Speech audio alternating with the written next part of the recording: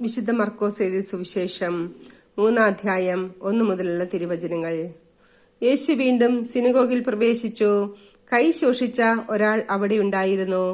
യേശുവിൽ കുറ്റമാരോപിക്കുന്നതിനു വേണ്ടി സാബത്തിൽ അവൻ രോഗശാന്തി നൽകുമോ എന്നറിയാൻ അവർ ഉറ്റുനോക്കിക്കൊണ്ടിരുന്നു. കൈ ശോഷിച്ചവനോട് അവൻ പറഞ്ഞു, എഴുന്നേറ്റ് നടുവിലേക്ക് വരൂ. അനന്തരം അവൻ അവരോട് ചോദിച്ചു, സാബത്തിൽ നന്മ ചെയ്യുന്നതോ തിന്മ ചെയ്യുന്നതോ, ജീവൻ രക്ഷിക്കുന്നതോ നശിപ്പിക്കുന്നതോ ഏതാണ് നിയമാനുസൃതം? അവർ നിശബ്ദരായിരുന്നു. അവരുടെ ഹൃദയ കാഠിന്യത്തിൽ ദുഃഖിച്ച് അവരെ ക്രോധത്തോടെ നോക്കിക്കൊണ്ട് യേശു അവനോട് പറഞ്ഞു, കൈ നീട്ടുക. അവൻ കൈ നീട്ടി, അത് സുഖപ്പെട്ടു. ഫരിസേയർ ഉടനെ പുറത്തേക്കിറങ്ങി യേശുവിനെ നശിപ്പിക്കുവാൻ വേണ്ടി ഹെറോദേസ് പക്ഷക്കാരുമായി ആലോചന നടത്തി. യേശു ശിഷ്യന്മാരോടുകൂടെ കടൽ തീരത്ത് പോയി. ഗലീലയിൽ നിന്ന് ഒരു വലിയ ജനക്കൂട്ടം അവനെ അനുഗമിച്ചു. യൂദ, ജെറുസലേം, ഇദുമേയ എന്നിവിടങ്ങളിൽ നിന്നും, ജോർദാന്റെ മറുകരയിൽ നിന്നും, ടയർ, സീദോൻ എന്നിവയുടെ പരിസരങ്ങളിൽ നിന്നും ധാരാളം ആളുകൾ അവന്റെ പ്രവൃത്തികളെക്കുറിച്ച് കേട്ട് അവന്റെ അടുത്തെത്തി. ആൾത്തിരക്കിൽ പെട്ട് ഞെരുങ്ങാതിരിക്കുന്നതിന് അവൻ ശിഷ്യന്മാരോട് ഒരു വള്ളം ഒരുക്കി നിർത്താൻ ആവശ്യപ്പെട്ടു. എന്തെന്നാൽ അവൻ പലർക്കും രോഗശാന്തി നൽകിയത് മൂലം രോഗമുണ്ടായിരുന്നവരെല്ലാം അവനെ സ്പർശിക്കാൻ തിക്കിത്തിരിക്കൊണ്ടിരുന്നു.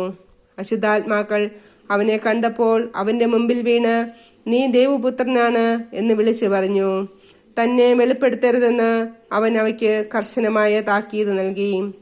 പിന്നെ അവൻ മലമുകളിലേക്ക് കയറി തനിക്ക് ഇഷ്ടമുള്ളവരെ അടുത്തേക്ക് വിളിച്ചു. അവർ അവന്റെ സമീപത്തേക്ക് ചെന്നു. തന്നോടുകൂടി ആയിരിക്കുന്നതിനും പ്രസംഗിക്കാൻ അയക്കുന്നതിനും പിശാചുക്കളെ ബഹിഷ്കരിക്കാൻ അധികാരം നൽകുന്നതിനുമായി അവൻ 12 പേരെ നിയോഗിച്ചു.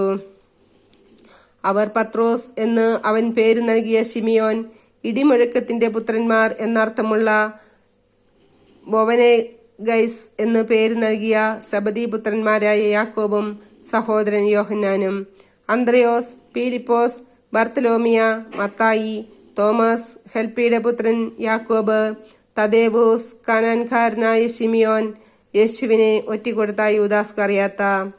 അനന്തരം അവൻ ഒരു ഭവനത്തിൽ പ്രവേശിച്ചു. ജനങ്ങൾ വീണ്ടും വന്നുകൂടിക്കൊണ്ടിരുന്നു. തന്മൂലം ഭക്ഷണം കഴിക്കാൻ പോലും അവർക്ക് കഴിഞ്ഞില്ല. അവന്റെ സ്വന്തക്കാർ ഇത് കേട്ട് അവനെ പിടിച്ചുകൊണ്ടുപോകുവാൻ പുറപ്പെട്ടു.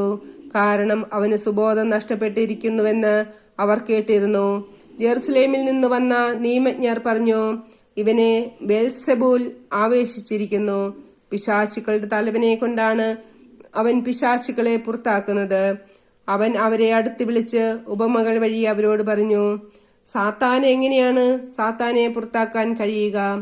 അന്തചിത്രമുള്ള രാജ്യം നിലനിൽക്കുകയില്ല, അന്തചിത്രമുള്ള ഭവനവും നിലനിൽക്കുകയില്ല.